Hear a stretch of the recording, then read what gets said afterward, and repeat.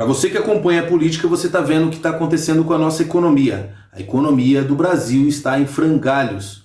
O Brasil não terá dinheiro em 2027 nem para movimentar a máquina pública, não terá dinheiro para novos investimentos.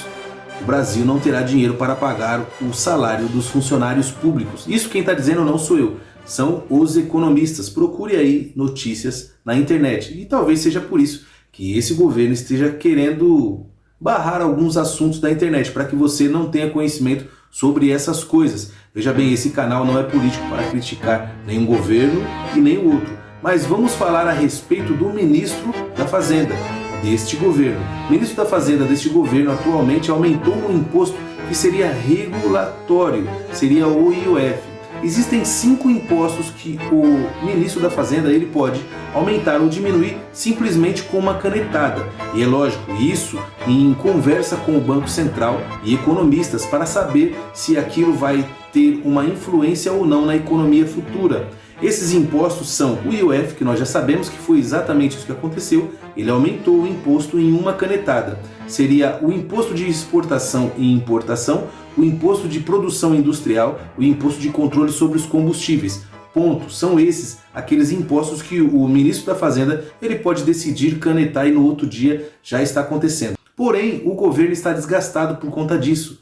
O governo está com uma imagem ruim por conta disso. Tanto a população quanto o mercado financeiro não gostou disso, porque isso futuramente vai causar um desastre na nossa economia. Isso vai fazer com que o comércio e a produção seja desmotivado. Isso pode gerar desemprego e pode gerar uma inflação muito grande.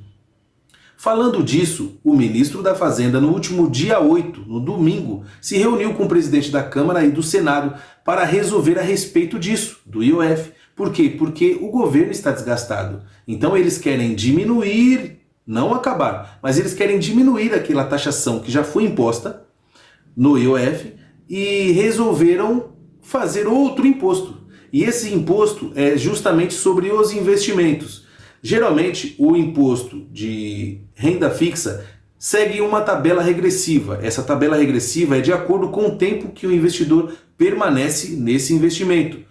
Segundo essa tabela, se o investidor permanece até 180 dias, ele vai pagar uma taxa de imposto de renda, uma alíquota de imposto de renda de 22,5%. Já se ele fica para mais de 2 anos, ele vai pagar uma alíquota de 15%. Mas o que pode atrapalhar no seu investimento?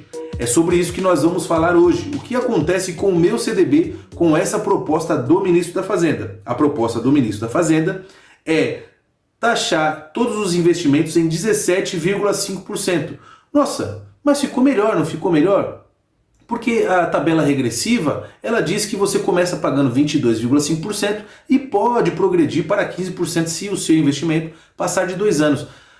Olha, no todo, tudo bem. Para o investidor, talvez isso seja bom, porque isso não vai te obrigar mais a ficar 2 anos. Mas e aquele emissor? Será que ele vai querer emitir aquele título naquele preço, naquela rentabilidade que ele está pagando para você, se você pode pegar esse investimento e daqui 32 dias, porque devemos fugir do IOF, certo?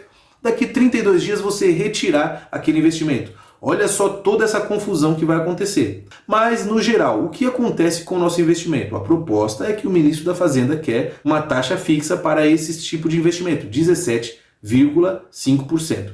É lógico que essa proposta precisa ter um projeto de lei e passar pelo Congresso. O Congresso vai decidir se aquilo passa ou não passa. Mas, segundo o nosso ministro, ele diz que vai pedir uma medida provisória. Essa medida provisória, ela funciona como lei. Ela é editada pelo presidente, que assina e começa a valer de imediato. Enquanto o Congresso tem 60 dias para decidir se aquela proposta passa ou não passa. Prorrogável por mais 60 dias. Sabe o que quer dizer isso? Quer dizer que o ministro da Fazenda quer que o presidente assine uma proposta, uma medida provisória e essa lei passe a vigorar já de imediato. Mas nós sabemos também que existe o princípio da anterioridade, existe o princípio também da anualidade.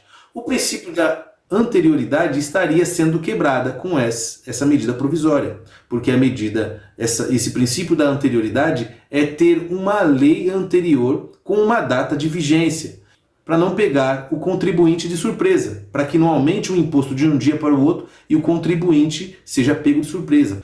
E também tem o princípio da anualidade. Talvez mesmo com essa medida provisória isso ainda aconteça, porque toda lei que ela vem para cobrar o imposto, ela só pode ser vigorada no ano seguinte. Se for aprovada essa lei, mesmo que seja esse ano, esse princípio força com que esses impostos sejam cobrados no próximo exercício desse governo. Levaria aí 6 meses para que essa proposta fosse vigente.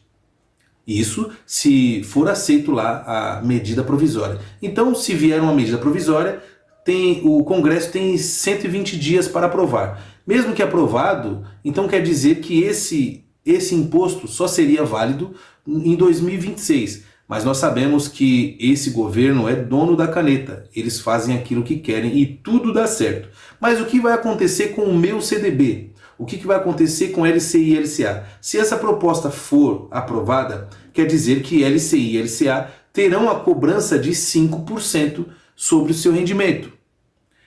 Esse investimento, atualmente, eles são isentos de cobrança de imposto. Justamente para quê? Para tornar mais atrativo para o investidor. Porque toda a captação de dinheiro sobre esses investimentos, ele funciona como uma linha de crédito facilitando ou fomentando esses setores, seja o imobiliário ou do agronegócio. Porque esses setores são importantes para o nosso país. Agora você veja bem, se isso acontecer, se aumentar 5% no imposto lá do LCI e LCA, aquilo que era atrativo era a não cobrança de imposto. Seja a cobrança de imposto de 1%, 2%, 5%, isso vai quebrar aquela atratividade.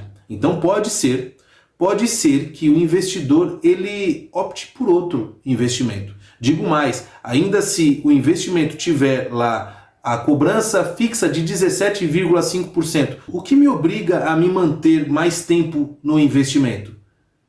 O que me obrigaria seria o tempo de carência do CDB. Então pode ser que tanto a rentabilidade do CDB quando o emissor for emitir o título, ou a carência pode ser que você não encontre mais investimentos com carências menores. Sabemos que o resgate antecipado pode te gerar um spread. Ponto. Estamos falando a respeito do imposto. Se você investir uma renda fixa com uma taxa fixa de 17,5%, passados os 30 dias para não pagar o IOF, você pode resgatar aquele investimento.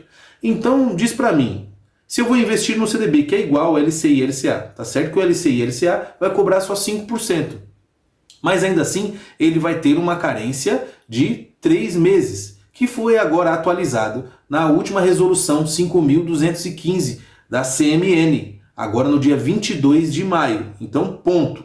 A carência fixa mínima da LCI e LCA é de 3 meses. Então, por que não ficar com um CDB de liquidez diária em que eu vou pagar um imposto de 17,5%?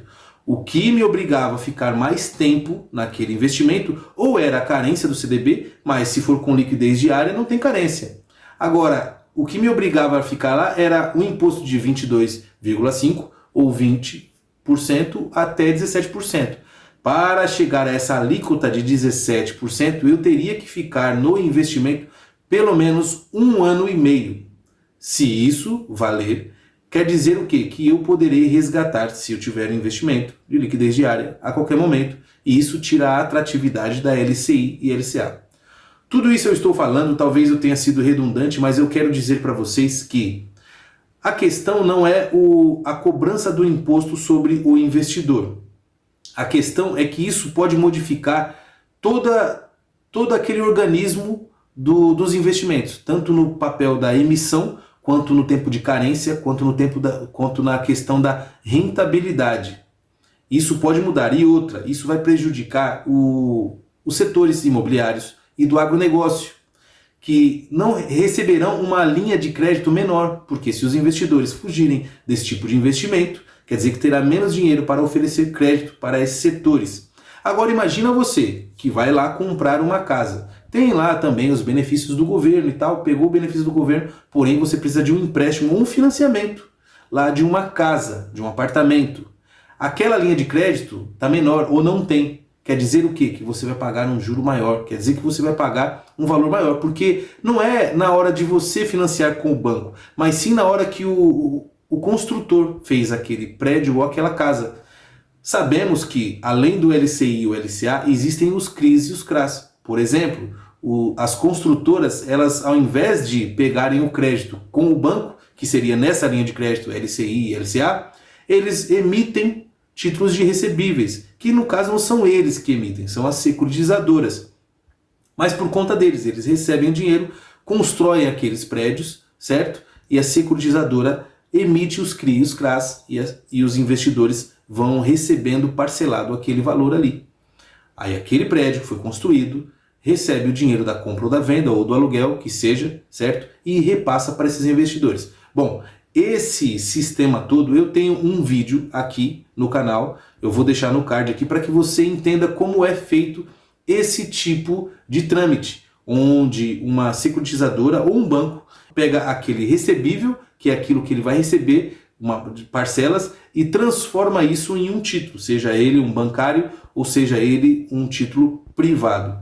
O que eu quero dizer para vocês que com essa nova regra, que essa proposta pode vir por lei, que vai demorar lá, o Congresso tem que assinar e tudo mais, ou se mesmo que venha por medida provisória, ainda tem que seguir os critérios lá da anterioridade e o princípio da anualidade.